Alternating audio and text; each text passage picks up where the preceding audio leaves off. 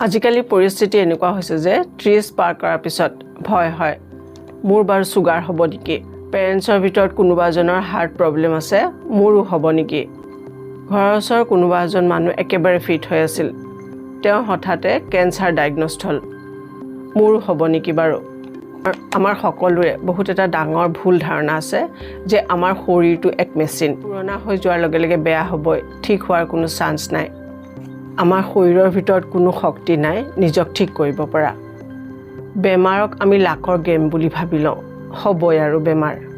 কিন্তু আমি মানুহবোৰ ইমান লাৰ্জাৰ হয় জানো ইয়াত যদি কোৱা হয় আপোনাৰ বহুত ডাঙৰ প্ৰব্লেমৰ ট্ৰিটমেণ্ট কোনো কষ্টলি ফাৰ্মেচিত নহয় আপোনাৰ কিচেনত আছে এনেকুৱা বস্তু যিবোৰ আপুনি খাই ভাল পায় এইটো এনেকুৱা এক নিউ সায়েন্স যিটোৱে প্ৰুফ কৰে সাধাৰণ বুলি ভাবা এই বস্তুবোৰে আপোনাৰ ভিতৰৰ হিলিং সিস্টেমক বহু গুণে এনাৰ্জেটিক কৰি তুলিব পাৰে